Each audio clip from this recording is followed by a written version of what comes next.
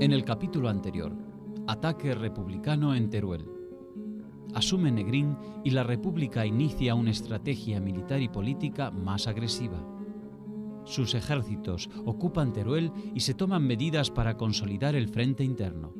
Barcelona es la nueva sede del gobierno republicano. Franco también arma su estructura política y avanza hacia la conformación de su primer gabinete.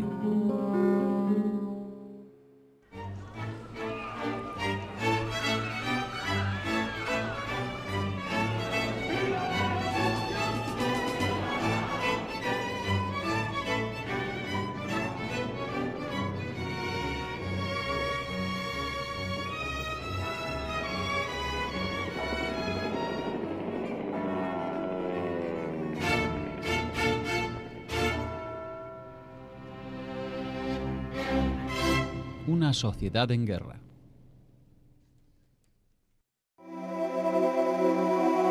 El 21 y 22 de julio de 1936, los titulares de los diarios de la zona dominada por el gobierno de Madrid consideraban que la sublevación del 18 de julio había sido derrotada. El hecho de que la rebelión no hubiera podido hacer pie en las regiones más prósperas y adelantadas de España era una de las causas de ese optimismo. Se pensaba que todo terminaría rápido con la ratificación de los ideales republicanos y un mayor apoyo al gobierno del Frente Popular. La realidad fue otra. Los partidarios del alzamiento no habían triunfado, pero estaban avanzando y ocupaban más territorio. Al comienzo de la rebelión militar, en los grandes centros urbanos leales a la República, cundió un gran desorden. El poder estaba en la calle. Militantes de partidos de izquierda y sindicatos tomaron rápidamente la iniciativa. Decidieron expropiaciones, incautaron armas y víveres y formaron unidades de combate con gran autonomía del poder gubernamental. Madrid y Barcelona fueron escenarios de acciones que trastocaron definitivamente la vida cotidiana de sus habitantes.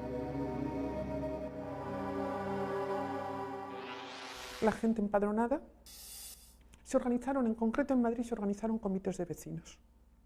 Los comités de vecinos, por regla general, estuvieron muy ligados a partidos y sindicatos, igual que lo habían estado las milicias. Pensar que la milicia de Artes Blancas, que a mí me parece un nombre precioso, es la milicia de los panaderos, porque el sindicato de panadería se llama de Artes Blancas. Pues bien, las comunidades de vecinos se comités de vecinos, que se preocupan, por un lado, de controlar la seguridad del edificio. También que las puertas no se cierren a una hora determinada, porque hay toque de queda, que no salga gente, que no se suba a los tejados, porque evidentemente desde los tejados se pueden hacer señales a los aviones enemigos, porque en Madrid y en toda España hubo lo que se denominó la quinta columna, es decir, los, espías y fuerzas o partisanos, si queremos, del grupo contrario. En la capital catalana, el 20 de julio, se constituyó el Comité de Milicias Antifascistas, de fuerte mayoría anarquista, con el que tuvo que compartir decisiones el gobierno de la Generalitat. En la zona controlada por la República, el abastecimiento de alimentos para la población civil constituyó un drama permanente. Había creciente escasez de productos de primera necesidad, la distribución era precaria y los precios subieron en forma desorbitada. Con el tiempo, se sumaron el acaparamiento de víveres, la especulación y el mercado negro, hasta bordear la tragedia. Al principio, los partidos y sindicatos distribuyeron vales para ser canjeados por alimentos en tiendas y comercios. A partir de la población que había en cada edificio, nueva o evacuada y refugiada en este edificio, se repartieron las cartillas de racionamiento y entonces se decía, por ejemplo, carne, pues va a haber carne en tales comercios. La población estaba avisada y hacía colas. Naturalmente, bueno, pues no todos los que hicieron cola llegaron a tiempo de la carne, porque tampoco hubo carne para toda la gente que había asignada. con lo cual fue frecuente que los distintos miembros de las familias se repartieran por distintas colas. La falta de víveres fue un fenómeno generalizado y afectó más a las ciudades que a los pueblos. Resultó particularmente duro en algunas regiones, como el hambre que asoló Madrid. El pan comenzó a faltar de forma alarmante a comienzos de 1937 y en marzo se implantó una distribución estricta de 50 a 150 gramos por persona en Madrid y Barcelona. El resto de los productos, arroz, legumbres y hortalizas, escaseó a fines de 1936, se agravó al año siguiente y se extremó en 1938. A partir de marzo de 1937, el racionamiento se extendió a todo el territorio republicano y se impuso el sistema de cartillas de racionamiento. Algunos productos básicos, como la leche, solo podían ser obtenidos con una receta médica. En casa he oído hablar siempre de la merluza a la evacuada. Ahora ya sé cómo se hace. Se hacía cociendo desperdicios de pescado. He oído tanto de bacalao como de cualquier tipo de pescado, cabezas, raspas, lo que fuera, desperdicios del pescado. Y con ese agua se amasaba con harina, se le daba la forma de trozos de pescado y se freía. Eso era la merluza a la evacuada. Es decir, tengo también recogidos alguna documentación en que se pide a los médicos que no receten leche, porque no hay leche que repartir. Entonces, bueno, la vida fue durísima. En términos generales, y para la mayoría de la población, la vida fue durísima. Las autoridades marcaban todos los días las cantidades que correspondían a cada persona. Los comerciantes estaban obligados a servir 100 gramos de garbanzos o de lentejas, o 175 gramos de arroz, o 150 de judías, o 250 gramos de patatas, más 500 gramos de frutas y verduras y 100 de aceites y grasas. En 1938, estas variedades se limitaron a lentejas, arroz y aceite. La Junta de Defensa de Madrid informó en febrero de 1937 que la capital necesitaba como mínimo un ingreso de 2.000 toneladas de alimentos por día, pero solo entraban 518 toneladas. Las autoridades fueron incapaces de frenar el almacenamiento ilegal y la subida de los precios. Con el tiempo, se incrementaron las largas filas de personas ante las puertas de los comercios en las grandes ciudades a toda hora. Una de las cosas que, según mi conocimiento, se desarrolló muchísimo en Madrid fue el trueque. En la zona de la calle de Torrijos, hoy Conde de Peñalver, se organizó un sistema de mercado en el que se cambiaba de todo. Y evidentemente, bueno, pues este fue el sistema. Luego hubo también algún tipo de remesas internacionales, hubo leche que enviaban grupos, sobre todo cuáqueros norteamericanos, hubo también envíos de leche por parte de Suiza, y la Unión Soviética mandó también alimentos, sobre todo carne en lata.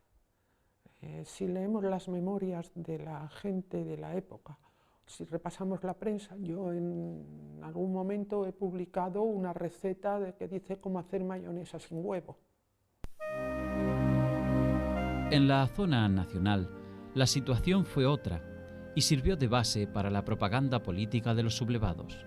Tuvieron dos ventajas iniciales: ocuparon las regiones productoras de alimentos y, segundo, no debían abastecer a grandes urbes que absorbieran los principales recursos alimenticios. Por su propia concepción, imponían una organización muy rígida que marcaba como prioridad absoluta la alimentación de las tropas y un estricto control de precios. La propaganda franquista mostraba imágenes de abundancia en la zona nacional, en contraste con el desabastecimiento y carestía en las ciudades no sometidas.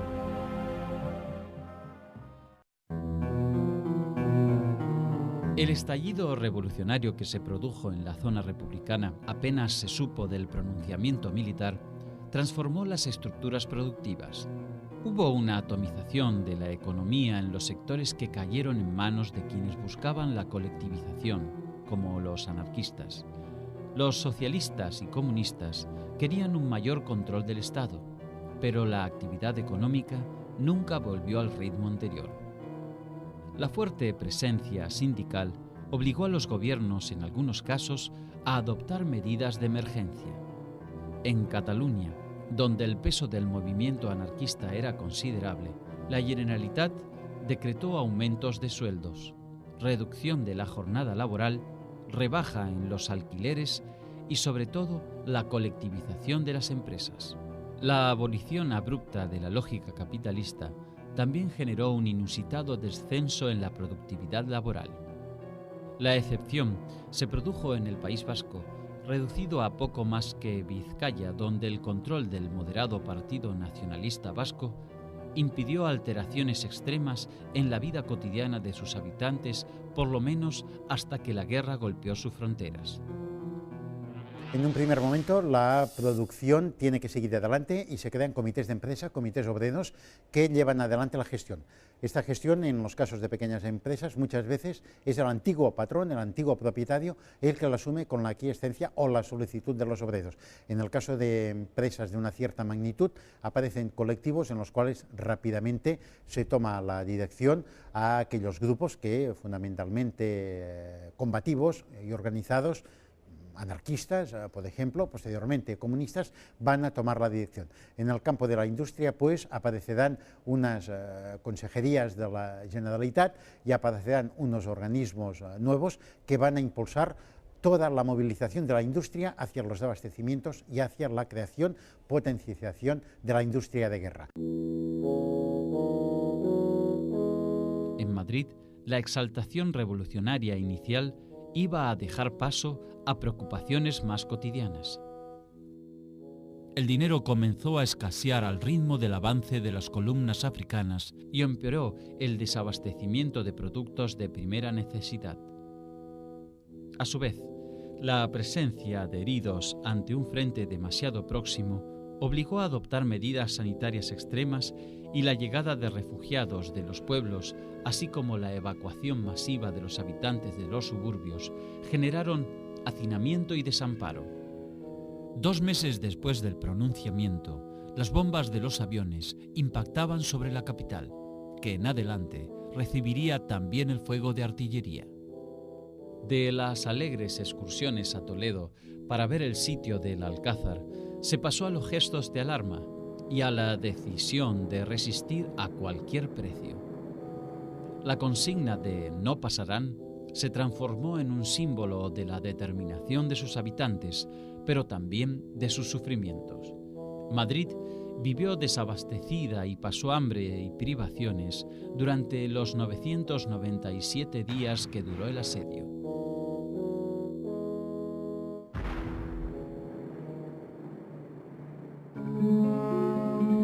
El alzamiento militar dividió a España, pero esa fractura no fue simétrica desde el punto de vista económico.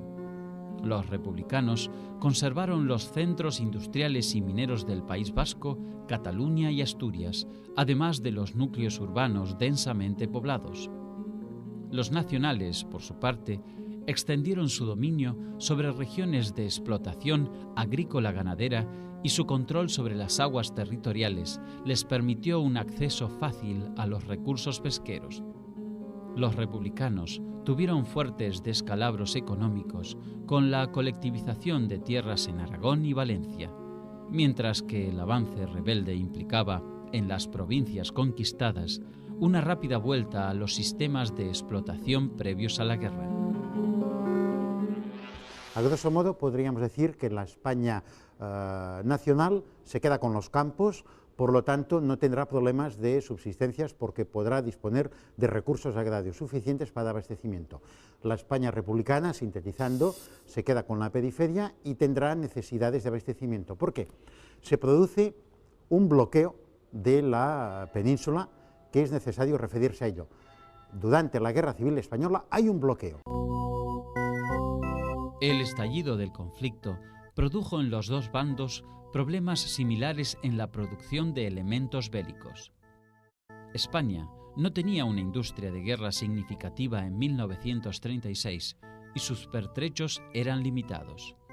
Los republicanos reconvirtieron rápidamente su potencial industrial para adaptarlo al abastecimiento militar, pero la pérdida del norte a fines de 1937 los privó de una fuente decisiva de materias primas como acero y carbón. Los franquistas compensaron sus carencias con el extraordinario aporte de Alemania e Italia, mientras que la República, perjudicada por la neutralidad anglo-francesa y norteamericana, pudo resistir mientras la Rusia soviética aprovisionó a sus ejércitos. El suministro de hidrocarburos, un elemento vital en la guerra moderna, también favoreció a los franquistas. Desde el primer momento, la empresa estadounidense Texaco abasteció al bando nacional sin límites, mientras que los republicanos tuvieron que contentarse con el flujo irregular de petróleo soviético. La frontera es cerrada, flotas de submarinos impiden la circulación de bajeles y el Comité de No Intervención dificulta el suministro no solo de armas, sino el suministro de productos de todo tipo. Por lo cual hay una carencia de productos básicos en relación con el mundo urbano. El mundo urbano republicano va a padecer de un modo constante las limitaciones producidas por este bloqueo. Esta situación de falta de recursos va a ser una de las primeras novedades con que va a chocar una vez se hayan desabastecido las centrales y los recursos con los que se cuenta, va a significar una de las primeras características de la guerra civil. En 1936, la República cumplió 5 años. El gobierno había sido ocupado por políticos de centro-izquierda y de centro-derecha. Pero en vez de cosechar equilibrios y compensaciones sociales, la situación general se tornó gravísima. Las estructuras sociales que rigieron durante décadas de monarquía habían perdido vigencia, pero no habían sido reemplazadas por instituciones nuevas que tuvieran reconocimiento mayoritario de la población. Años después, el republicano Manuel Azaña declararía: las reformas del primer gobierno satisfacían a los burgueses liberales, interesaban poco a los proletarios y enemistaban a la burguesía conservadora con la República. El origen de la guerra civil fue la discordia interna de la clase media y en general de la burguesía. Aludía a causas sociales y religiosas que provocaron la fractura de las clases medias e impidieron el triunfo del proyecto de democracia parlamentaria. A mediados de los años 30, todos los sectores sociales estaban fragmentados y cada uno veía los acontecimientos políticos desde una perspectiva ideológica excluyente. Los anarcosindicalistas creyeron que la rebelión franquista era un hecho venturoso porque pondría en evidencia que era imposible resolver los conflictos sociales sin eliminar a la burguesía y a todo tipo de gobierno. Los socialistas y comunistas advirtieron que debían ceder parte de su sueño revolucionario para impedir el triunfo del movimiento militar si aspiraban a vivir con algo de democracia.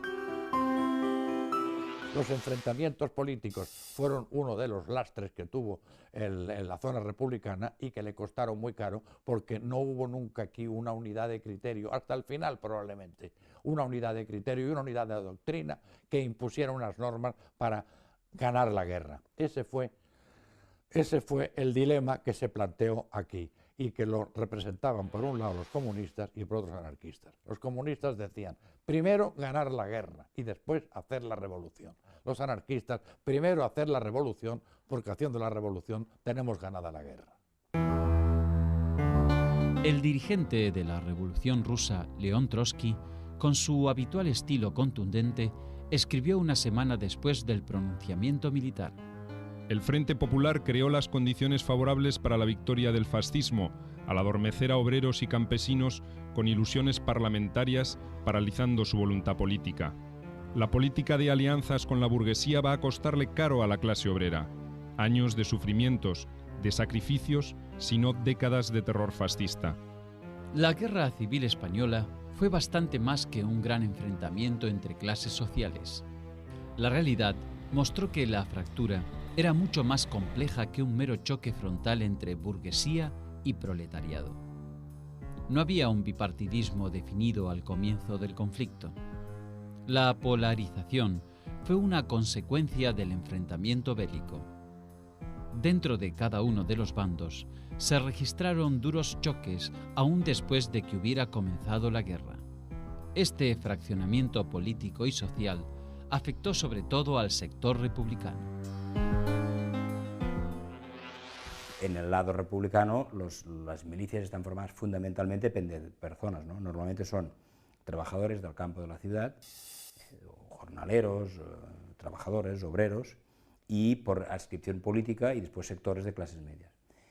Con una salvedad, ¿no? En Cataluña y en el País Vasco hay sectores republicanos de gente acomodada que son republicanos. Esto también en algunas zonas de Valencia, algún núcleo de Madrid, pero en otras zonas de España es más raro encontrar esto, ¿no? Y después la mayoría de milicianos son gente que forman parte en Cataluña de la CNT-FAI, como sector mayoritario, como grupo anarquista, y en el resto de España mayoritariamente son opciones más alrededor de extracciones de sindicatos socialistas, que con el paso de la guerra el predominio casi poco a poco va siendo comunista. Las milicias expresaron la mística y la ideología de cada bando con una fuerza y pasión desbordantes. Una proporción significativa de las fuerzas armadas de cada sector estaba integrada por voluntarios. Las movilizaciones fueron particularmente importantes entre los seguidores de la República. Estas milicias, compuestas sobre todo por obreros sindicalizados y miembros de partidos de izquierda, impidieron la caída inmediata del gobierno, apenas asomó la rebelión militar. En el bando derechista, una parte sustancial de las tropas de asalto estuvo compuesta por militantes de la Falange y del carlismo. Hubo también fuerzas populares que luchaban por el franquismo, sobre todo, digamos, en la parte de lo que podríamos decir la Vega del Duero y en la parte de Navarra, que son gente carlistas, de gente de producción carlista, y además muchos de ellos procedentes del pueblo, gente normal y corriente, ¿no? Después, en zonas que fueron ya dominadas desde el principio de la guerra por los franquistas, gente que fueron, bajo autoridad militar, fueron llamados a filas, por ejemplo, toda la parte de Galicia, que fue desde el principio, o las zonas de Aragón en manos rebeldes, en manos franquistas, ¿no? Es decir, hubo pequeños lugares donde el franquismo fue también un fenómeno, donde sectores de la población popular se añadió. La mayoría de ellos, de los sectores franquistas, son sectores bienestantes, son sectores económicamente que quieren mantener la sociedad de privilegios. Y después sectores que, en razón de su adhesión o sus creencias religiosas, se adhieren al franquismo. En líneas generales, los grupos sociales urbanos, el proletariado industrial, la burguesía mediana y pequeña y las profesiones liberales estuvieron junto a la República. De ahí que las principales ciudades fueran leales al gobierno hasta su conquista por la fuerza militar franquista. El proletariado de las ciudades fue el eje y el centro indiscutido de la defensa de la República, pero adolecía de una profunda división en su propio seno. Un grupo importante, el anarquista, rechazaba el Estado liberal, centralista y parlamentario y abogaba por la implantación directa del colectivismo social. Otro sector, expresado por el socialismo y el comunismo, pasó pronto de los enunciados revolucionarios a consignas más atractivas para los pequeños productores y las clases medias. En cambio, el mundo agrario quedó fracturado por el problema de la propiedad de la tierra.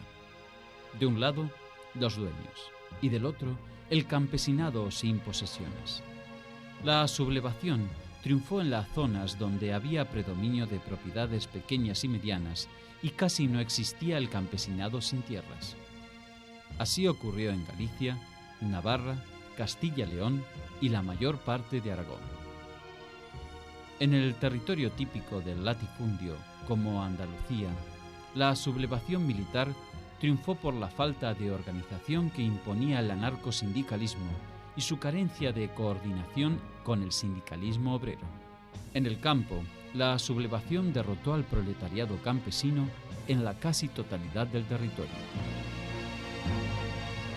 La crisis que desembocó en el golpe de Estado y en la guerra civil venía arrastrada por que naturalmente existían de España dos conceptos. Un concepto que era el concepto de tener un régimen que fuera un régimen progresista y que llevase a cabo una serie de reformas casi revolucionarias que situasen a España un poco a nivel de lo que era el siglo XX y mejorasen las clases sociales más desfavorecidas que realmente estaban en una situación muy precaria, con el empleo muy inseguro, sobre todo con el campo, donde se pedía una reforma agraria urgente. Y en cambio la otra idea era la de una España conservadora, tradicional, que podía admitir algunas rectificaciones en pro de las clases más desfavorecidas. La división que se produjo en España fue esencialmente ideológica, una confrontación de dos modelos de vida y visiones del mundo. Tras el estallido del conflicto, los republicanos moderados, que habían forzado el nacimiento de la República, fueron virtualmente barridos de la escena. Quedaron reemplazados por un ideario más izquierdista y revolucionario. En Barcelona, los anarquistas impusieron posturas libertarias extremas. La convivencia obligada de sectores con fuertes disidencias entre sí muestra la variedad de matices que coexistieron en el bando republicano. Los vascos, nacionalistas y católicos, preservaron la libertad de cultos y permitieron al clero cierto margen de maniobra. Pero en Cataluña, Valencia y en menor medida en Madrid, la persecución contra la Iglesia católica adquirió características de intolerancia, fuego y muerte. Esos contrastes se mantuvieron durante largo tiempo en la zona republicana como un reflejo de la puja política sin resolver entre los sectores que se disputaban el poder. Pese a todo, la mayoría quería defender la apertura de la cultura, los valores progresistas y el abandono de los moldes de la vieja clase oligárquica que había gobernado España.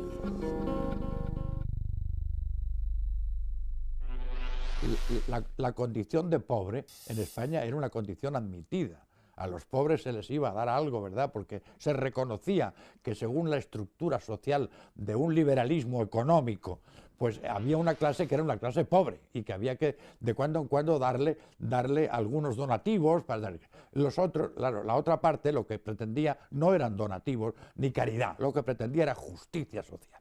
Entonces, el problema de la justicia social era uno de los problemas que dividían mayormente a la España conservadora de la España progresista, que podríamos decir. La República se vio enriquecida por aportes culturales y literarios de orígenes muy variados. Desde Antonio Machado a Pablo Iglesias y Anselmo Lorenzo, con sus propios estilos y calidades.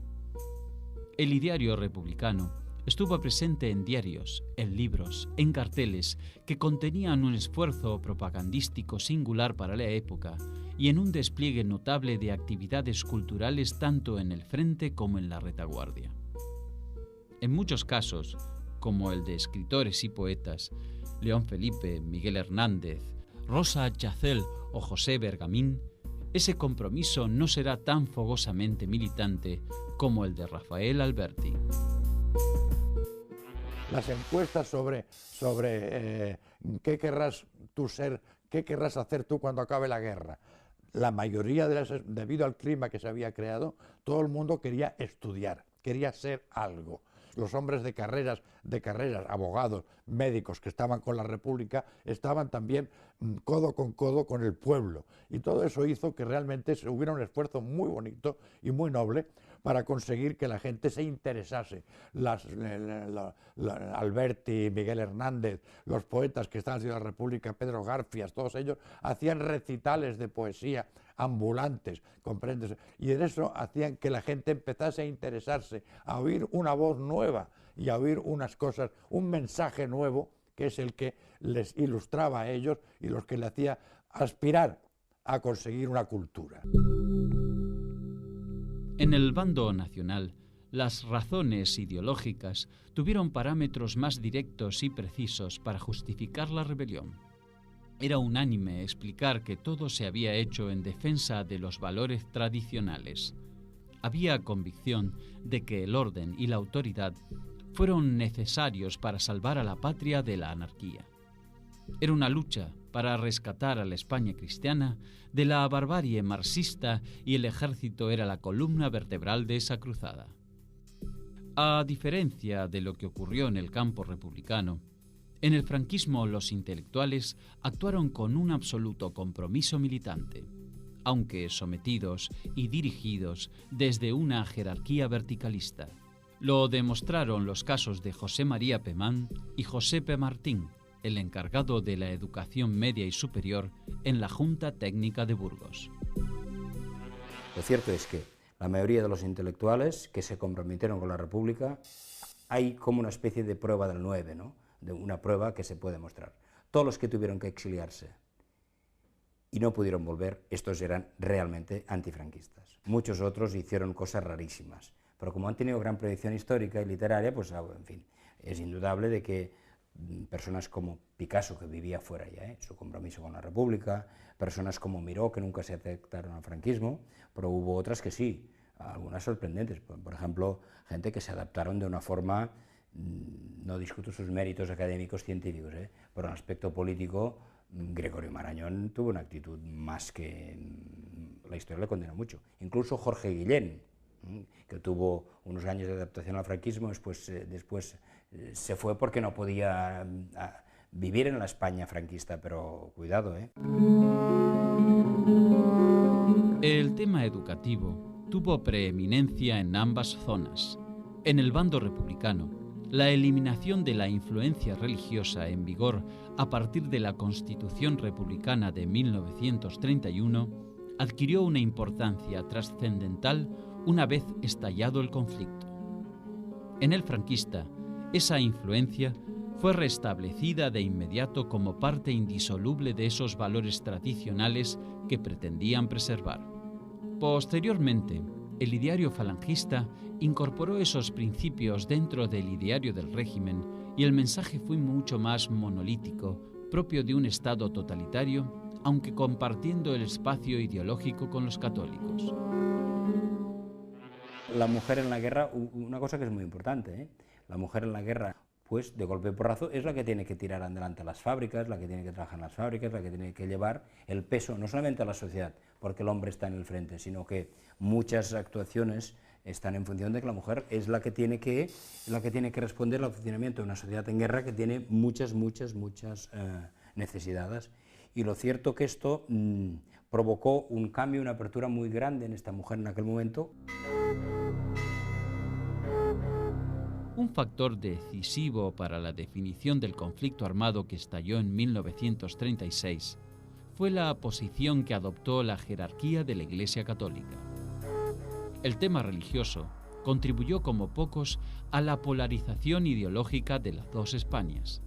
La Segunda República había alterado las relaciones históricas de poder entre el Estado y la Iglesia, y las medidas reformistas de 1931, teñidas de revanchismo anticlerical, agrandaron las grietas.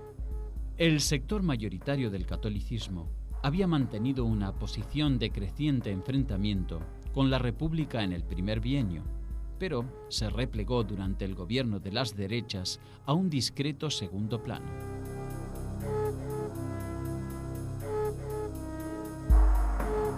En 1936, en vísperas de las elecciones, jugó sus cartas a favor de la Confederación Española de Derechas Autónomas, CEDA, y el estallido de la guerra la encontró más proclive a justificar el alzamiento que a intentar fórmulas de paz entre los dos bandos.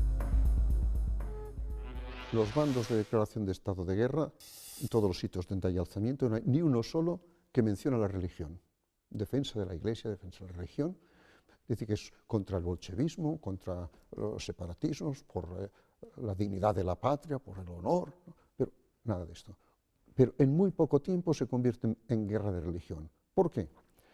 Pues en la parte republicana, porque en todos los sitios donde fracasa el golpe, inmediatamente hay un desbordamiento popular y empiezan pues, las quemas de iglesias y los asesinatos de sacerdotes y personas católicas o simplemente de derechas. Y en la otra parte estaban deseando un alzamiento. Aquel no es exactamente el suyo, pero como es contra el gobierno del Frente Popular, aquel proverbio árabe del enemigo de mi enemigo es mi amigo.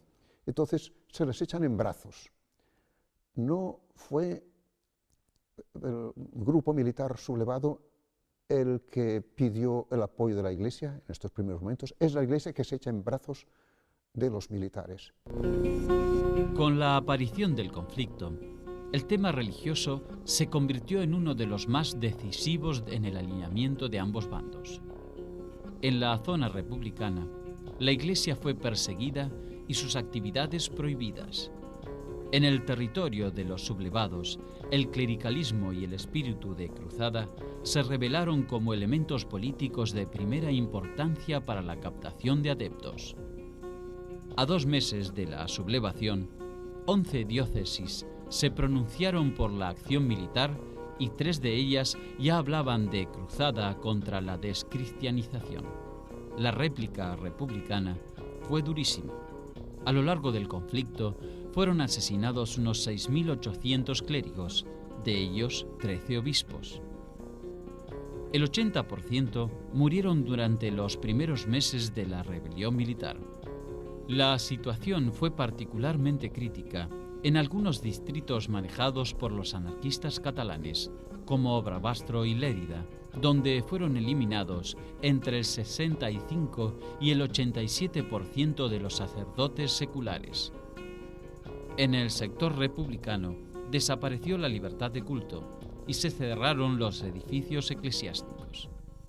El dirigente comunista disidente Andreu Nin proclamó en agosto de 1936: La clase obrera ha resuelto el problema de la Iglesia sencillamente no dejando en pie ni siquiera una. Hemos suprimido los sacerdotes, las iglesias y el culto. El secretario general del Partido Comunista, José Díaz, declaró: En las provincias que gobernamos, la Iglesia no existe. España ha sobrepasado en mucho la obra de los soviets, porque la Iglesia en España está hoy aniquilada. Algunos prelados, como el arzobispo de Santiago de Compostela, Tomás Muniz, adoptaron rápidamente posiciones militares, y el propio Papa Pío XI denunció las persecuciones. El arzobispo de Toledo y primado de España, cardenal Isidro Gomá, informó al Vaticano: El enfrentamiento es entre la religión y el ateísmo, la civilización cristiana y la barbarie. Los combatientes del lado sublevado lo son sobre todo por motivos religiosos, y el propio general Francisco Franco es católico practicante de toda su vida. El cardenal Eustaquio Ilundain de Sevilla sostenía que en España se luchaba contra las fuerzas mancomunadas del Averno. Para el prelado de Salamanca, Enrique Play de Niel, se trataba de una lucha apocalíptica entre la Babilonia terrenal y la Jerusalén celestial. Esa actitud batalladora también se iba a expresar en la carta colectiva del 1 de julio de 1937, en la que 43 obispos, encabezados por el cardenal Gomá, fijaron una posición de claro apoyo al franquismo. Muchos obispos habían escrito ya pastorales en favor de la cruzada, con la palabra cruzada explícita. A partir del discurso de Pío XI del 14 de septiembre del 36, empiezan a publicar pastorales y, como conocen la versión mutilada de aquel discurso, creen que Pío XI ha bendecido el alzamiento y ellos lo bendicen también. Se utiliza generosamente la palabra cruzada. Pero la carta colectiva fue petición de Franco al cardenal Gomá, porque le perjudicaba mucho la opinión de los católicos de izquierdas o avanzados de toda Europa, que eran críticos contra él. estaban contra la persecución religiosa, condenaban las matanzas, los incendios, pero condenaban también las matanzas del otro lado y la misma legitimidad del alzamiento. El avance de las tropas franquistas en la guerra había terminado con una polémica dentro de la Iglesia que provocaba dolores de cabeza en el Vaticano. Se trataba de la actitud de sacerdotes vascos que asistían a las tropas nacionalistas republicanas contra el ejército rebelde. El tema se agudizó cuando se supo que una docena de sacerdotes vascos fueron fusilados por las tropas franquistas sin juicio previo. La discusión finalmente se olvidó cuando los vascos fueron vencidos. Franco atribuyó la acción a un subordinado que había actuado incorrectamente y lo retiró del mando. La Iglesia oficial consideraba que los sacerdotes vascos habían cometido un delito al colaborar con el gobierno republicano. Solo un obispo, el cardenal Francisco Vidal y Barraquer, estuvo próximo a posiciones democráticas, pero pasó virtualmente desapercibido frente a la mayoritaria adhesión al alzamiento. Un sector minoritario de laicos católicos siguió militando en la República, entre otros el ministro vasco Manuel de Irujo, quien participó de los gabinetes que encabezaron los socialistas Francisco Largo Caballero y Juan Negrín. Irujo intentó reconvertir la imagen anticlerical del Frente Popular ante la sociedad española, pero encontró una denodada resistencia dentro del gabinete presidencial. En un discurso ante las Cortes, dijo en septiembre de 1938: Yo, que además de liberal y demócrata, soy ferviente religioso, soy cristiano y católico, siento tener que decir al gobierno de la República que ya es tiempo de que los cristianos podamos tener una iglesia abierta. Irujo propuso la aplicación de medidas que estaban contempladas en la Constitución, como la libertad de culto, pero no obtuvo resultados, hasta que fue demasiado tarde.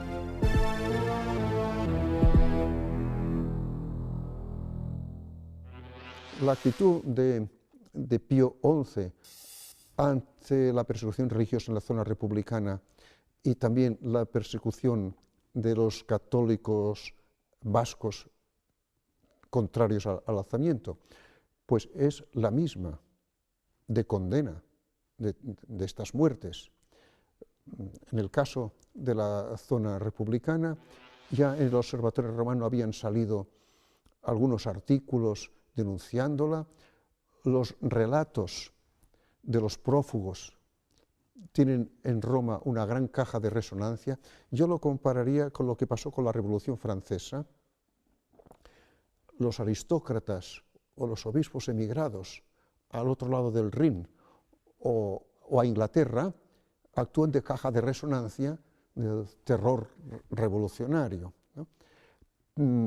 Pero cuando después haya el terror contrarrevolucionario, la represión de la Comuna, etcétera, que fueron muchos más, no habrá la misma resonancia. Entonces, es duro decirlo, pero los muertos no abultan igual. Un obispo, un empresario hacen más bulto que un obrero, que un campesino. La sociedad española mostró que estaba profundamente desgarrada cuando estalló el alzamiento militar de 1936. Las hondas fracturas que recorrían el cuerpo social de España de los años 30 le agregaron aún más dolor a los trágicos enfrentamientos políticos que se desataron en julio de 1936. La economía, la cultura, la religión, todos querían aportar a la supremacía de su sector y a la eliminación del contrario. Pocas voces pacificadoras se escucharon por aquellos días. Así solo podían generarse más tragedias, como las que efectivamente se producirían en poco tiempo.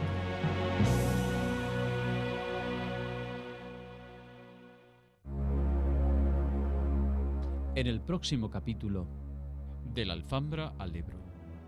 Los nacionales recuperan Teruel y aíslan a Cataluña del resto del territorio de la República. La guerra entra en su etapa decisiva. La batalla del Ebro, la más sangrienta del conflicto, agota la capacidad militar de los republicanos y el Pacto de Múnich termina con las esperanzas de un inminente enfrentamiento europeo.